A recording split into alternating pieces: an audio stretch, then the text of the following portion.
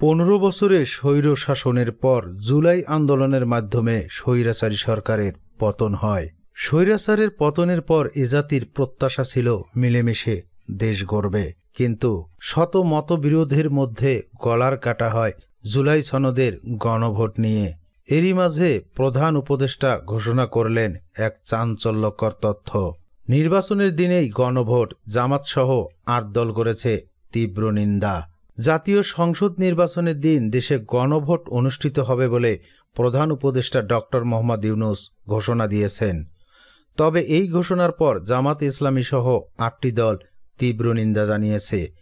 বৃহস্পতিবার 13 নভেম্বর রাতে প্রধান উপদেষ্টার ভাষণ নিয়ে ইসলামী 8 দলের শীর্ষ নেতারা জরুরি বৈঠকে বসেন।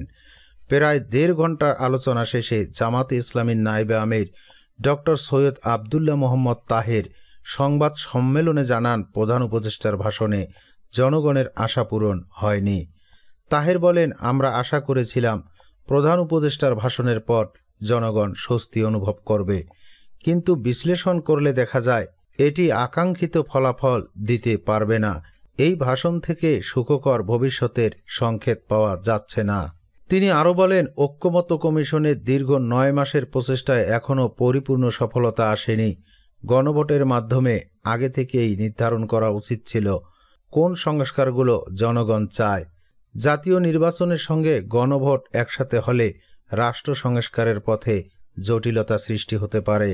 এর আগে জাতির উদ্দেশ্যে দেওয়া ভাষণে প্রধান উপদেষ্টা বলেন, আগামী জাতীয় সংসদ নির্বাচনের দিন গণভোট অনুষ্ঠিত হবে, অর্থাৎ ফেব্রুয়ারির প্রথমার্ধে নির্বাচন ও গণভোট একই দিনে আয়োজন করা হবে। এতে নির্বাচন আরও উৎসবমুখর ও সাশ্রয়ী হবে।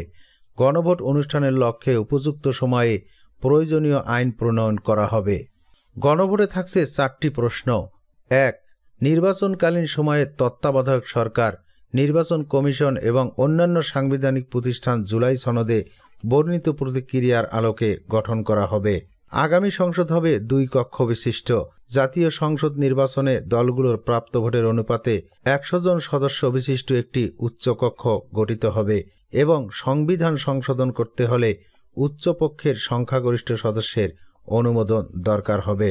সংসদে নারী প্রতিনিধি বৃদ্ধি, বিরোধী দল থেকে ডেপুটি স্পিকার ও সংসদীয় কমিটির সভাপতি নির্বাচন, প্রধানমন্ত্রীর মেয়াদ সীমিতকরণ, রাষ্ট্রপতির ক্ষমতা বৃদ্ধি, মৌলিক অধিকার সম্প্রসারণ, বিচার বিভাগের স্বাধীনতা ও স্থানীয় সরকার সহ বিভিন্ন বিষয়ে যে 30টি প্রস্তাবে জুলাই জাতীয় সনদের রাজনৈতিক দলগুলোর ঐক্যমত্য হয়েছে, সেগুলো বাস্তবায়নে আগামী নির্বাচনে বিজয়ী দলগুলো বাধ্য থাকবে।